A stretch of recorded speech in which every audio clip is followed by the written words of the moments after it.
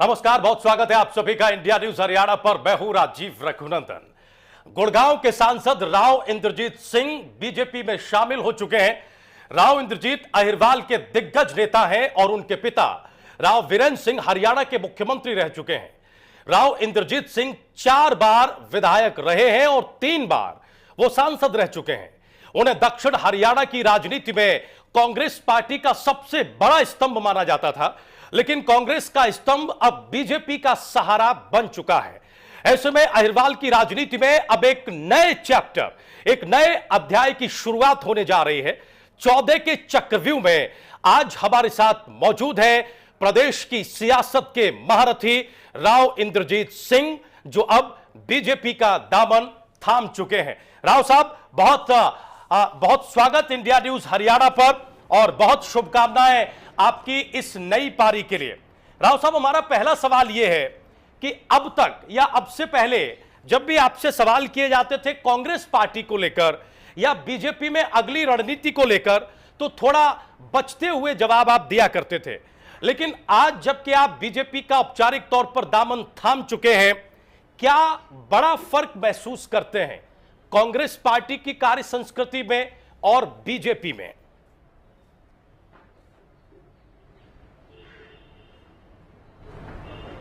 देखिए, जब तक मैं कांग्रेस में था और छोड़ने का मन मैंने बनाया नहीं था जी, तब तक थोड़ी बहुत हिचकिचाहट मेरे जवाबों के अंदर हो सकती थी, लेकिन एक बार अपने लोगों से सलाह मशवरा करने के उपरांत जी, चिंतन और मंथन करने के उपरांत जब मैंने भारतीय जनता पार्टी का दामन थामना निश्चित कर लिया, तो मैं समझता हूं कि पुरानी इतिहास की जो कांग्रेस वाला इतिहास था उसमें मैंने दरवाजा बंद कर नए तौर के ऊपर बीजेपी के साथ मिलकर के देश के अंदर सुशासन लाने के लिए, भ्रष्टाचार के खिलाफ लड़ाई लड़ने के लिए और एक इस किस्म की गवर्नेंस लाने के लिए मैं अब बीजेपी में शामिल हुआ हूं, जो देश के लिए आज के दिन जरूरतमंद है।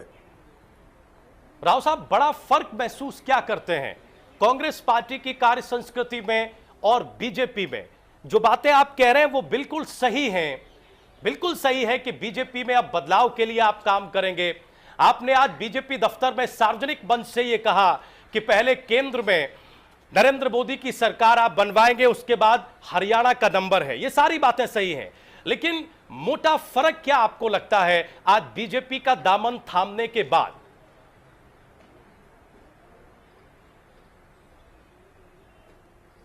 देखिए, एक तो मैं ये समझता हूं कि जो इंटरनल पार्टी डेमोक्रेसी कांग्रेस के अंदर एक जमाने में हुआ करती थी जी, जिस कांग्रेस पार्टी के साथ मैं आज से 36 साल पहले जुड़ा था जी, एक विचारधारा थी जिसके अंदर हर एक वर्ग को, हर एक क्षेत्र को बराबर की अहमियत मिला करती थी।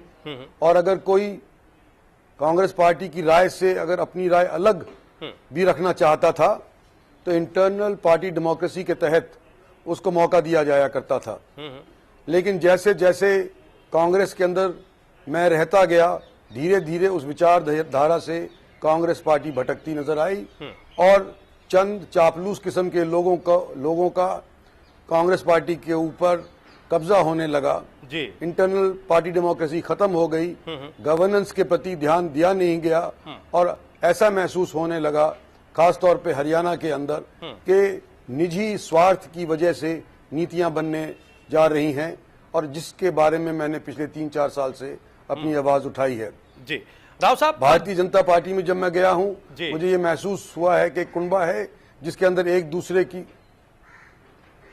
जी राव साहब, जिसमें एक दूसरे की राय सुनी जाती है और उसके बाद मंथन करने के बाद फैसला किया जाता है। राव साहब, जब आप इस तरह का जवाब देते हैं, और ये कोई पहली बार नहीं है, इससे पहले भी पिछले 6 महीनों से, पिछले 1 साल से जब से ये कयास लगाए जा रहे हैं कि राव इंद्रजीत सिंह बीजेपी का दामन थामेंगे, जब से आप लोगों ने इंसाफ मंच बनाया और इंसाफ मंच बनाकर दक्षिण हरियाणा के साथ जो भेदभाव हुआ उसकी आवाज उठाई, तब से एक सवाल आपका पीछा कर रहा है, और वो सवाल ये है कि राव इंद्रजीत सिंह ने भेदभाव की ये आवाज 36 साल क्यों नहीं उठाई जब वो कांग्रेस पार्टी के भीतर रहे, कांग्रेस पार्टी के झंडे पर वो विधायक होते रहे, वो सांसद चुने जाते रहे, वो कई पोर्टफोलियो मंत्रिमंडल में संभालते रहे, एक सवाल। और दूसरा, तमाम विपक्षी ये भी कहते हैं कि दरअसल राव इंद्रजीत की अपनी महत्वाकांक्षा है जो कांग्रेस पार्टी में पूरी नहीं हुई, उसी को तलाशने के लिए, उसी को तराशने के लिए वो बीजेपी में जा रहे हैं। राव साहब, इन सवालों के जवाब क्या हैं?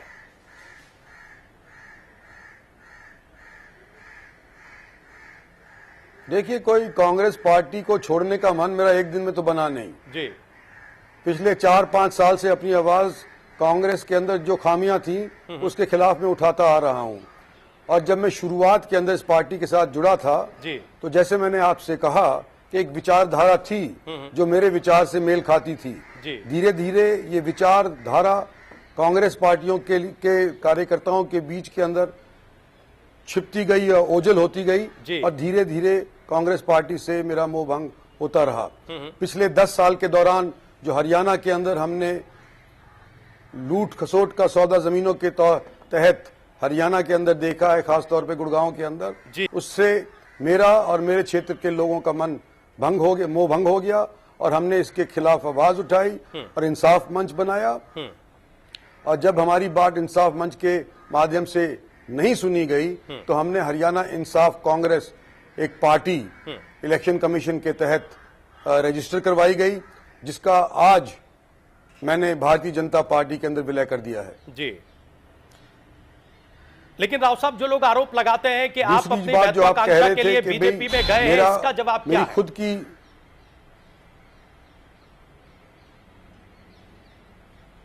मैं भारतीय जनता पार्टी के अंदर महत्वाकांक्षा की वजह से नहीं गया।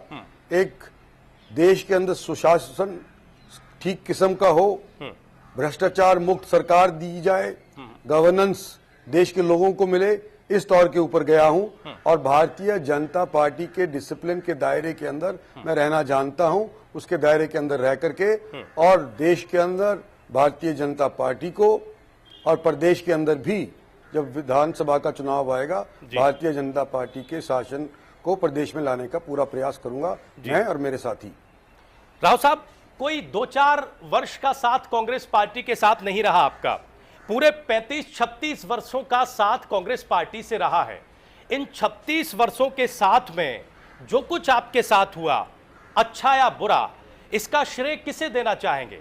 अच्छाई के लिए श्रेय किसे है? और अगर कुछ खराब हुआ है तो इसके मलाल का ठीकरा किसके सर फोड़ना चाहेंगे?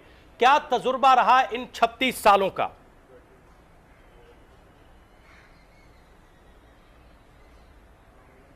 देखिए, कांग्रेस पार्टी के अंदर मेरे पुराने साथी जो लोग हैं उनके खिलाफ मैं आज के दिन कुछ नहीं कहना चाहता।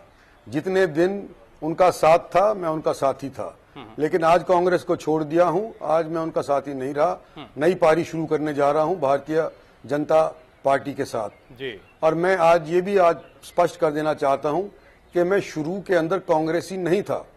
जैसे लोग कहते हैं कि 36 साल से इंद्रजीत सिंह कांग्रेसी है, लेकिन पहली पारी जब कांग्रेस के अंदर मैंने शुरू करी थी, उससे पहले कांग्रेस के मंत्री को हरा करके मैं एमएलए सन 77 के अंदर बना था जी। और जब इंदिरा जी हमारे यहाँ पर रेवाड़ी के अंदर आई थी इमरजेंसी के उपरांत, तो उन्होंने हमारे पिताजी से सहयोग मांगा था। और उस टाइम हालांकि हमारी पार्टी के अंदर कांग्रेस पार्टी से ज्यादा एमएलए हुआ करते थे, फिर उस टाइम के ऊपर अपनी पार्टी का विलय कांग्रेस पार्टी के अंदर कर दिया गया था जी। और 35-36 साल में कांग्रेस के अंदर एक निष्ठावान सिपाही के तौर के ऊपर रहा। लेकिन आज जब मैंने कांग्रेस छोड़ दी है तो ये दरवाजा मैंने बंद कर दिया है और नया दरवाजा मेरे लिए भारतीय जनता पार्टी को सत्तासीन करने का खुल गया है जी। राव साहब, दक्षिण हरियाणा के भेदभाव की आवाज आप उठाते रहे हैं पहले भी और इंसाफ मंच के गठन के भी बाद।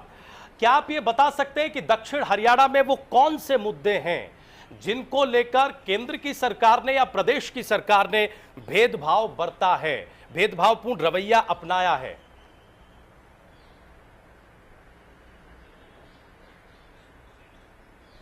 देखिए, एक तो मैं कहूंगा कि केवल दक्षिणी हरियाणा तक ही भेदभाव सीमित नहीं रहा। हरियाणा के अनेक वर्गों को और अनेक क्षेत्रों के अंदर आज के दिन इस बात का मलाल है कि हमारे साथ भेदभाव हो रहा है। लेकिन अगर आपने स्पेसिफिक तौर पे अगर दक्षिणी हरियाणा के विषय में पूछा है तो एक तो ये कहना चाहता हूं जो हरियाणा सरकार से संबंधित है कि गुड़गांव जिला 60% राजस्व हरियाणा सरकार के कोष में डालता है। ठीक है। हमने कई सालों से गुड़गांव डेवलपमेंट अथॉरिटी की मांग कर रखी थी, लेकिन अभी तक गुड़गांव डेवलपमेंट अथॉरिटी के विषय में हरियाणा सरकार ने कुछ नहीं किया। दूसरा, जो गुड़गांव है उसके इर्द गिर्द या एनसीआर के जिलों के अंदर जो जमीनों के अनेक सौदे हुए हैं, मास्टर प्लान बने हैं, उसके विषय में मेरे को चिंता रही, जो हरियाणा सरकार उस चिंता को हटा नहीं सकी। जो 3-3, 4-4 डेवलपमेंट प्लान बनाए गए हैं, मैं समझता हूं कि 3 साल के अरसे में किसी भी सरकार ने इतने योजनाएं नहीं बनाई हैं जैसे कि इस सरकार ने बनाई है। जैसे कि 2021 की योजना बनाई, 2025 की योजना बनाई, 2031 की योजना बनाई, और अगर हाईकोर्ट ने अपनी टिप्पणी या अपना फैसला नहीं दे दिया होता तो मैं समझता हूं कि 2035 की भी योजना ये सरकार बनाने को तैयार थी। यहां तक तो बात हुई हरियाणा की। एक केंद्र के बारे में और मैं कहना चाहता हूं कि 2006 के अंदर 3 प्रांतों के फैसले को अकेले एक प्रांत के मुख्यमंत्री ने रद्द कर दिया। मैं बात कर रहा हूं रावी ब्यास के फैसले के ऊपर, जिसके ऊपर शिवचरण माथुर ने पंजाब राजस्थान से, दरबारा सिंह ने पंजाब से और भजनलाल ने हरियाणा से हस्ताक्षर किए थे। इंदिरा जी उस टाइम के ऊपर प्रधानमंत्री हुआ करती थी और रावी ब्यास का ये पानी लाने का एक जरिया एक फैसले के तौर के ऊपर प्रस्तुत हुआ था, जो कि 2006 के अंदर पंजाब की असेंबली ने कैंसिल कर दिया। और ना हरियाणा सरकार ने इसके बारे में कोई खास हरकत करी और ना ही केंद्र सरकार ने इस विषय के अंदर कोई हरकत करी। और राष्ट्रपति के माध्यम से प्रेसिडेंशियल रेफरेंस करके इसको सुप्रीम कोर्ट के अंदर डाल दिया गया, जहां पर पिछले 7 साल से ठंडे बस्ते के अंदर पड़ा हुआ है। मुझे दिक्कत ये महसूस होती है कि अभी तक जब से भारत आजाद हुआ है, जब से आज तक जितने भी प्रेसिडेंशियल रेफरेंसेस हुए हैं, वो साल के अंदर 6 महीने के अंदर, बाज दफा 2 साल के अंदर खत्म हो जाते हैं। लेकिन ये हरियाणा के पानी के विषय का मसला 7 साल से सुप्रीम कोर्ट के अंदर अटका पड़ा हुआ है।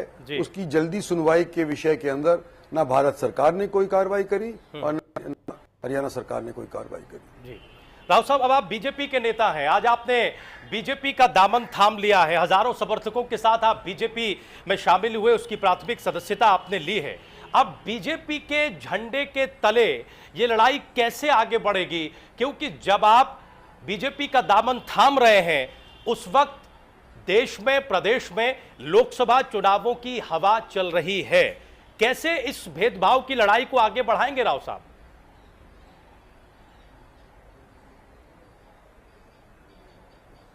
देखिए, पहले तो देश के अंदर एक स्थायी सरकार स्थापित करने की आवश्यकता है।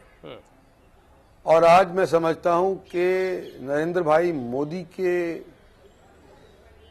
प्राइम मिनिस्टर कैंडिडेट डिक्लेयर होने के उपरांत भारतीय जनता पार्टी ही और उनके नुमाइंदे प्रधानमंत्री के नरेंद्र मोदी ही ऐसी सरकार दे सकते हैं। तो पहले तो देश के अंदर एक स्थायी सरकार बनाने की आवश्यकता है, जिसके लिए हरियाणा के अंदर 10 की 10 सीटों को हम भारतीय जनता पार्टी की झोली में डालने का प्रयास करेंगे। मैं और मेरी साथी आज से ही इस विषय के अंदर कार्यरत हो जाएंगे। और उसके बाद जब विधानसभा के इलेक्शन होते हैं, अगर साथ नहीं हुए और बाद में हरियाणा के इलेक्शन होते हैं, तो हरियाणा के अंदर भी हम लोगों को अपने साथ जोड़ने का प्रयास करेंगे और भारतीय जनता पार्टी का परचम हरियाणा सिविल सेक्रेटेरिएट के ऊपर लहराने का प्रयास करेंगे। राव साहब, कुछ लोग ये भी कहते हैं कि राव इंद्रजीत सिंह के लिए लोकसभा का चुनाव एक सेमीफाइनल है। दरअसल वो विधानसभा का फाइनल हरियाणा में खेलना चाहते हैं, क्योंकि मुख्यमंत्री बनने की उनकी तमन्ना पुरानी है।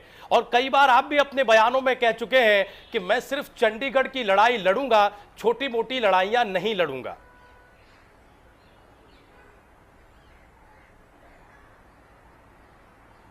देखिए, ये जो दक्षिणी हरियाणा है, यहां से एक जमाने के अंदर सबसे पहले नॉन कांग्रेस गवर्नमेंट मेरे पिताजी राव बिरेंद्र सिंह की रहनुमाई के अंदर स्थापित हुई थी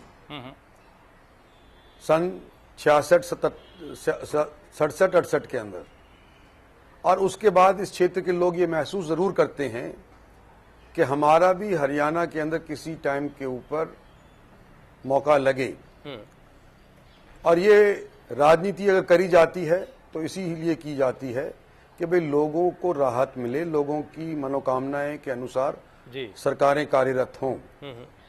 लेकिन कौन चीफ मिनिस्टर बनता है, कौन चीफ मिनिस्टर नहीं बनता है, ये तो पार्टियां तय करती हैं, एमएलए तय करते हैं। जी मैं आज यही कहना चाहता हूं कि अगर भारतीय जनता पार्टी की सरकार हरियाणा के अंदर स्थापित हुई, हम प्रभावशाली ढंग से एमएलए जिता करके ला सके, तो ये निर्णय एमएलए के ऊपर छोड़ दिया जाना चाहिए, जैसे अमूमन छोड़ा जाता है। और जिसको भी एमएलए चीफ मिनिस्टर चुनेंगे वो मेरे लिए माननीय होगा। जी